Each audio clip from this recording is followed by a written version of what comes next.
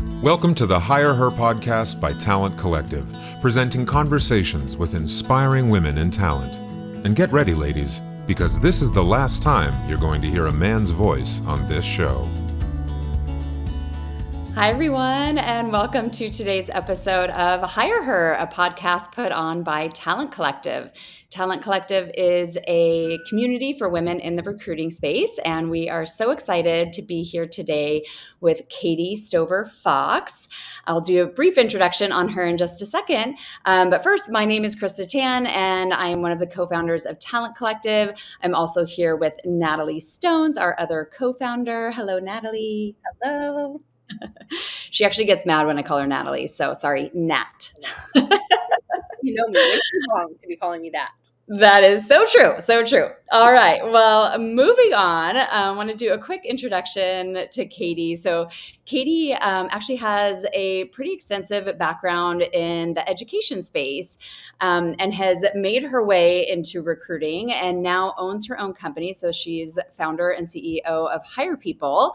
And HigherPeople really takes a more 360 view on the entire life cycle of an employee. So recruiting all the way through retention, but I'll let her get a lot more into that. So Katy, welcome.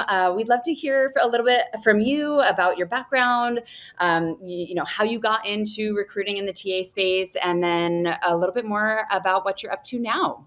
Sure. First, love the name Hire Her. Clearly, we like hire used in multiple ways. So Yep. we have a lot in common there. But yeah, my background, as you mentioned, I started as a teacher. So I did Teach for America. I taught 10th grade geometry in one of the toughest schools in the United States. And I always say that, like, when things get hard, I'm able to kind of like tap back into my body and be like, wait, it still doesn't feel as hard as teaching. So I think I'm okay. Definitely a really, crazy experience, but amazing experience to start my career. And then from there, I moved into ed tech. So I worked at Pearson, and then I worked at General Assembly, which is a big coding upskilling boot camp. When I started at GA, we really were just on the consumer side of things. So students were signing up to take our classes. My job was to help them get jobs. So I was indirectly recruiting. I was setting up partnerships with companies. And it was very, very new in the coding bootcamp space. So I had to really got to figure out how to get my foot in the door. And then we closed our first really big enterprise contract, which was a $10 million contract with Booz Allen Hamilton. And I managed that entire engagement. That was to train 5,000 people at their workforce in data science. And so that was really kind of the upskilling side of my career. And I had an aha moment when I was there, in that I was working with really some of the biggest companies in the world, with Capital One, and we even had a contract with the Department of Defense and Bloomberg and Booz Allen. And, I realized that when it came to people strategy, it was pretty reactive and it was kind of put to the side, and nobody knew what they were doing. Nobody had a clear game plan, right? It was always like revenue, marketing, product first, people second. And so I was kind of working in this one part of the talent funnel and upskilling, then went into executive recruiting, learned how to do that very well, filled a lot of roles, and, very much realized, again, in recruiting, people typically call on you when they, it's almost too late when they need to make a hire, right? They're like, I should have filled the role 6 months ago. Can you fill it tomorrow? And so, like, again, all my spidey senses were like, why are we not strategically planning like we do for everything else in a business? So that's why I started HigherPeople, to help companies recruit, reskill, and retain talent.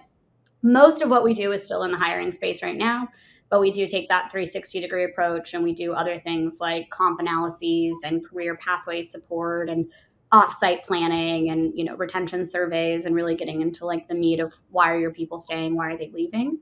And I love this space. I think it is so important, and I think it needs to be front and center for once and for all. Amazing. Well, thank you. Thanks for taking us through that. We definitely want to get a little bit more in the weeds and on what you do with your clients.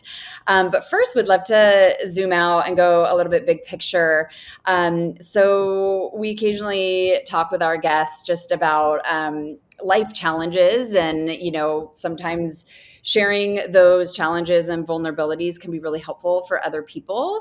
So curious to hear from you. Is there maybe either a personal or work challenge that you've gone through that you'd like to share with us, and how you overcame it and what you learned from it that maybe could help our guests today? Krista, we only have 20 minutes. I have so many. So I'm going to focus on one. I think so much of what makes us us is our why and kind of how we grew up as kids. And a lot of people are like, why are you the way you are? And I think there's a couple things that really contribute to that. And some of them are more challenging things that I overcame. So my dad was a phenomenal dad, but he was a recovering addict and alcoholic. And my parents separated really early. And so at a super young age, I was forced to problem solve quite a bit. I had to find rehabs. I had to figure out where he was living. I had to just always be doing and figuring out and problem solving and going. And, while difficult in some ways, I think it made me as a kid incredibly self-reliant and resilient, where now people can throw literally any problem my way and I can come up with 10 solutions. And that maybe is a trauma-based response that we're working on, in other ways too. But I do think that so much of what makes me a visionary is my impulse to react and my impulse to come up with an idea and not only come up with it, but then be able to stick with it and actually execute it. And, I think part of that is because I had to, right? I had to figure that out. And if I didn't, there was major consequences. Mm-hmm. So now I'm working through okay, it's okay if I don't get that proposal done today, or I don't finish this thing, but I am highly self-reliant.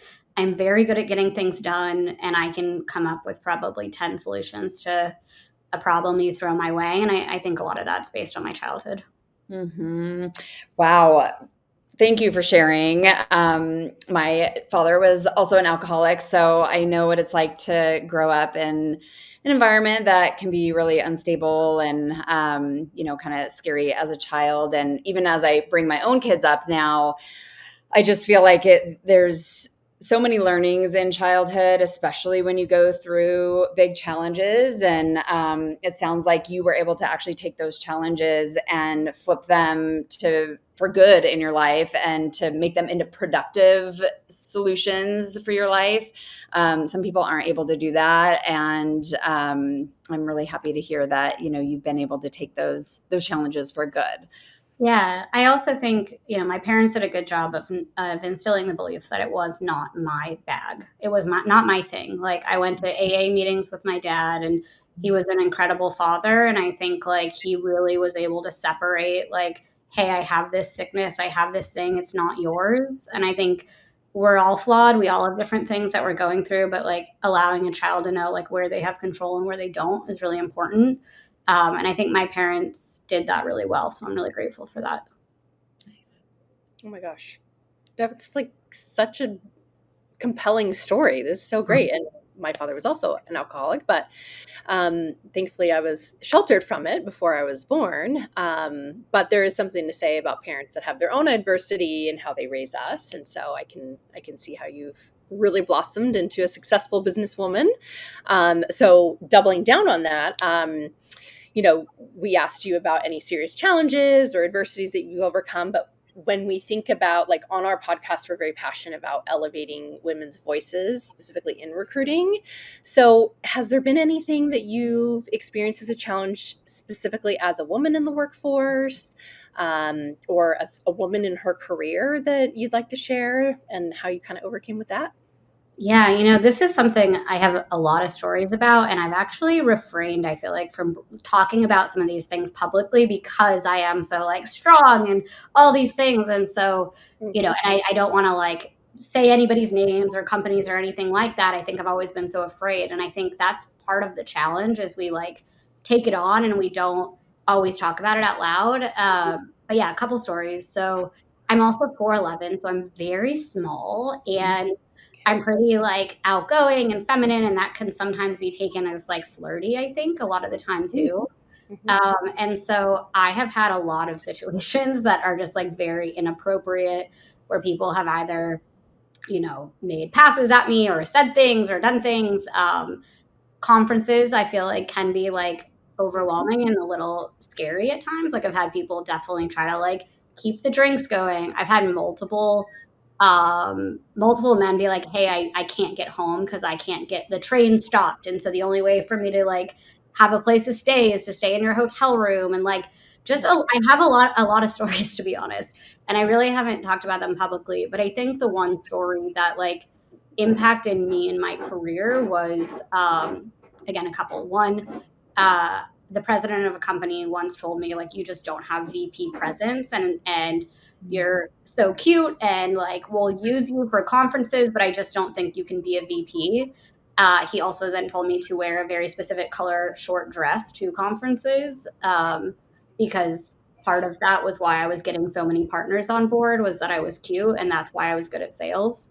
So that was one. And then another one was a little bit more like not clear, in that like I was inappropriately hit on by a client at an event, and my manager at the time overheard that. And rather than kind of ask me like how that impacted me, he went to HR and said like, I don't think she can be alone with this client. And it was a really big account. And so I actually lost like the ability to own that account myself. And it was one of those things where I actually think he was trying to help and like do something well, but because of it, I lost my credibility and I lost my like position of power with that account. And I just like, I felt okay in that moment. I was like, I had it. Like, it was a joke. I felt like I was able to like navigate it. So the point of that story is, I think a lot of people are really well intentioned, but it's really important to like go to the person first and be like, how do you want to respond in this moment? And like, is it okay if I go to HR, or do you want to keep this to yourself? Because maybe there's no point to go to HR. So yeah, those are two. Thank you for sharing. Gosh, I have a follow-up question to that. I'm curious.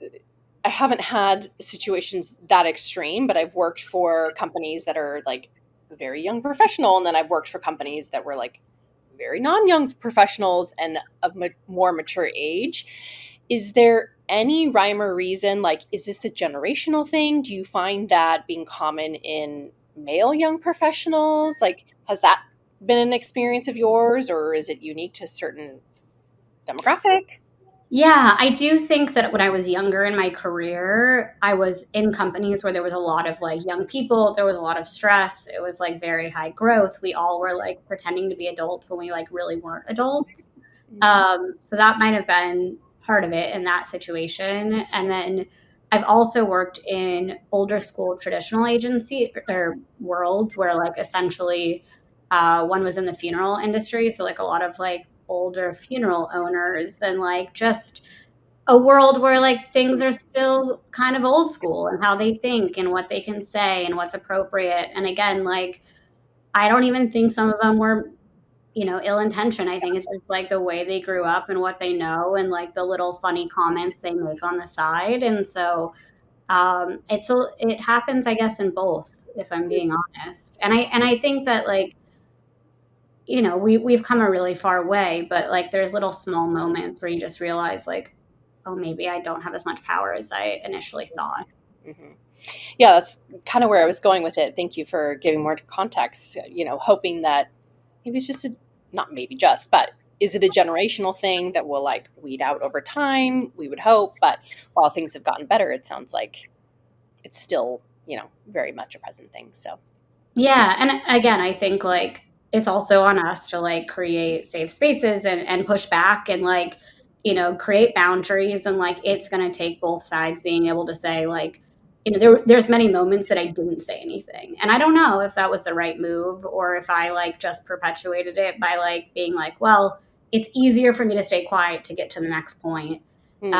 So I think we also have to take ownership and think about like what our role is within that, and how do we like not scare people away, but also make sure we're like creating the right boundaries and expectations and having dialogue with folks. Mm-hmm. Great feedback. Thank you.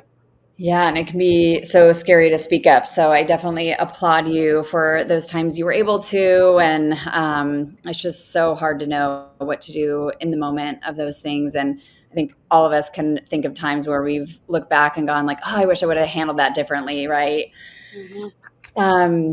Well, would love to shift gears a little bit and go back to your business that you started. I know you shared a little bit in your intro about like reflecting on your time at General Assembly and, all of these large companies coming to you and, asking for your advice on how to handle their people problems.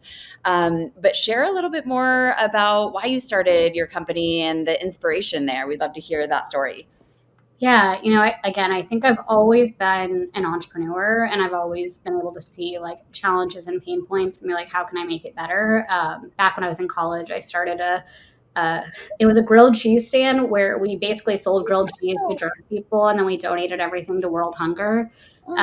So it was like market need, all these drunk people, therefore I'm going to do this thing, give back for good.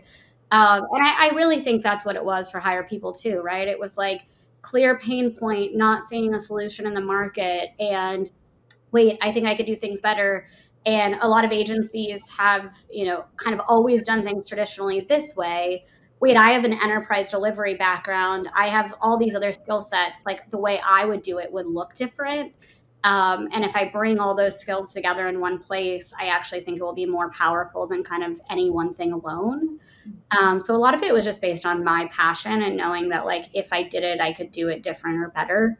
And then it's like finding really good people to work with that like gives you the ammunition to just keep going. I started Hire People as a total side gig. It was just like a way to make extra cash and a side hustle.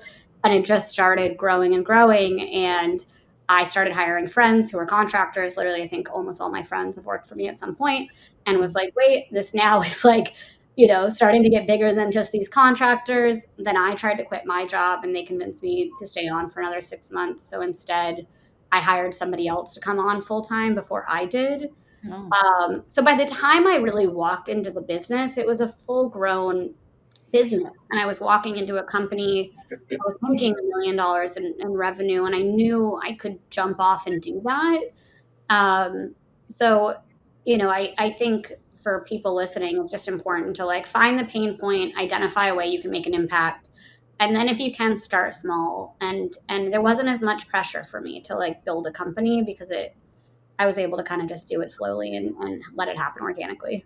Mm-hmm. Who are your ideal clients? Like, are they more enterprise or are they smaller companies? Yeah. Primarily pre-seed to Series B. So early stage, typically we're coming in before, companies have a people team. We're helping build that initial process for them. We're also helping them, with those early hires. So we do a ton of like founding go-to-market roles and founding engineer roles and, founding marketing hires, really kind of thinking about how do we not just look for the hard skills in folks, but those soft skills that make someone really thrive at an earlier stage. And yeah, all different types of companies. Because my background is in ed tech, we have a lot of ed tech clients and then a ton of just B2B SaaS clients. Mm-hmm. Great, thanks. Can you expand on like what the inspiration was and maybe just like a really cool success story that you may have had with a client? Like one where you're like, wow, this is really impactful. What I'm doing is like really making a mark here.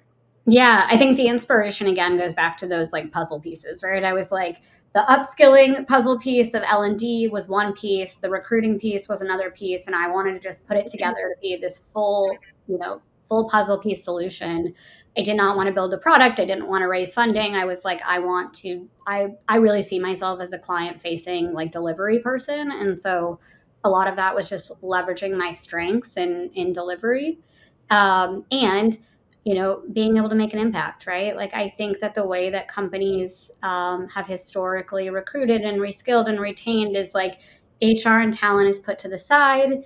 It's like this, not the ugly stepchild, but it's kind of like the division that like gets called on when they're needed, right? And I just really felt like we needed to put it front and center. We needed all hiring managers to go through bias training. We needed all hiring managers to go through good behavioral interview training. We needed all people to like really understand that this is not just your people team that you lay off when you don't have a need, but instead it's actually a part of your entire ethos of your organization.